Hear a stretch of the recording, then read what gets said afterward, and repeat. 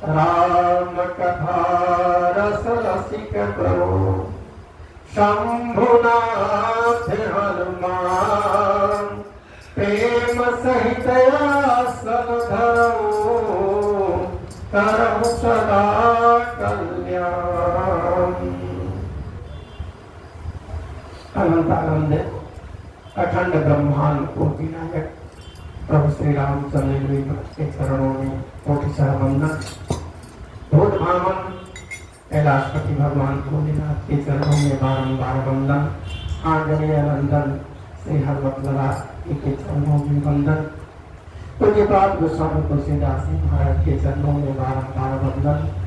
श्री रामचरित भगवान को बारंबार वंदन नमः। व्यासपीठ पर विराजमान दोनों बाबा को बारंबार वंदन नमः। यहाँ जितने भी भक्तानुरागी बैठे हुए हैं सभी भागवत तुल्य हैं और बस सबके लिए सिया राम मैं सब जग जानी करम प्रणाम जोड़ रूपानी सबको जय जय सिया।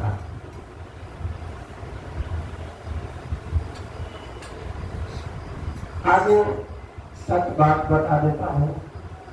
भगवान ने मुझे प्रेरित किया कि आज आप कथा गाने जाइए। कभी हम घूमते फिरते आ जाते थे, आप लोगों के साथ बैठ जाते थे, सुन लेते थे, बड़ा अच्छा लगता था। लेकिन आज भगवान ने कहा कि आप जाइए कथा गाने। कैसे उनकी प्रेरणा रही मैं नहीं जानता हूँ, लेकिन इतना जरूर है कि अयोध्या में आज की रात बड़ी आनंददायक रात रही होगी। हम और आप कल्पना कर लें, कल ही का वह दिन है जिस दिन प्रभु का अवतरण हुआ था अयोध्या में। और जिस दिन प्रभु का अवतरण हुआ हो तो फिर एक रात पहले की क्या स्थिति अयोध्या में रही होगी कहने की बात।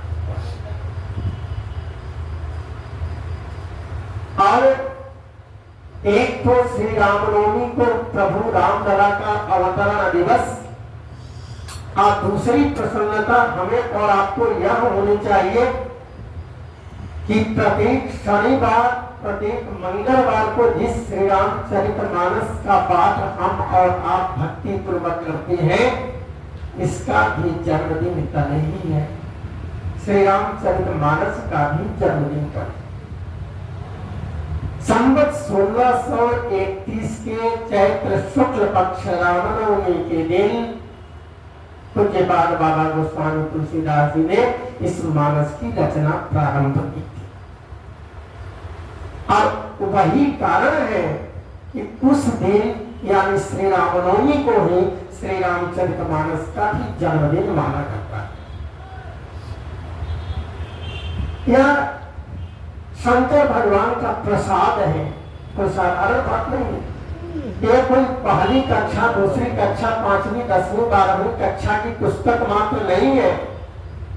अरे यह वह महान ग्रंथ है जैसे आज कुछ विलंब हो सकता है कथा में। यह वह महान ग्रंथ है जिस पर भगवान शिव ने अपने हाथों से हस्ताक्षर कर रखा है। इनकी कृपा का ग्रंथ है जिसे लेकर के हम और आप पढ़ते हैं।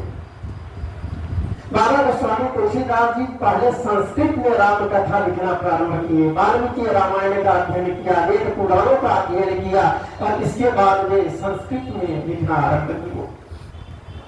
रात में कथा लिखते थे, दिन में कथा लिखते थे, रात के बाद जब पूरा अगले दिन खोलते थे उसको देखने के लिए वो मिट जाता था।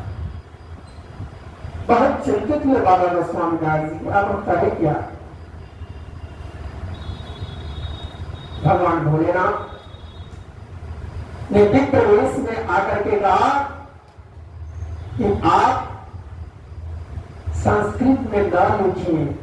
संस्कृत तो वाकई देव भाषा है लेकिन जन जन के बीच पहुंच नहीं पाएगी, इसलिए लोगों की जो यहाँ भाषा है उस भाषा में आप लिखना प्रारंभ करें। और तब बाबा गोस्वामी तुलसीदास जी ने वहां की जन प्रचलित भाषा अवधि में श्री रामचरितमानस की रचना प्रारंभ कर 2 वर्ष 7 महीने 26 दिन लगे उनको लिखने में।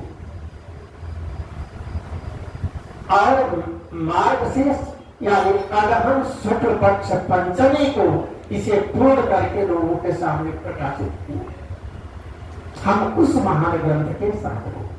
और इतना ही नहीं, जब लिख रहे थे, जब श्री राम भगवान का प्रचार कर रहे तो काफी विरोध हुआ था इनका। वहां के जो पंडित वर्ग थे उन्होंने विरोध किया और कहा कि नहीं, एक किसी स्तर की पुस्तक है ही नहीं।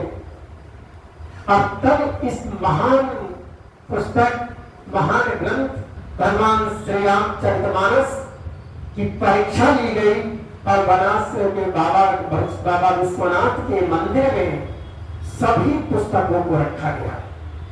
वेद पुराण सभी पुस्तक जितने थे सभी को रखा गया सजा करके, और सबसे नीचे में श्री रामचरितमानस को रखा गया। रात्रि के समय जब पट बंद हो गया और प्रातः काल खोला जाता है पट, तो पंडितों के भी आश्चर्य की सीमा नहीं रही। श्री रामचरितमानस सबसे ऊपर रखा हुआ था, और इतना ही नहीं, बाबा भोलेनाथ का हस्ताक्षर भी उस पर किया हुआ था, सत्यम शिवम सुंदरम।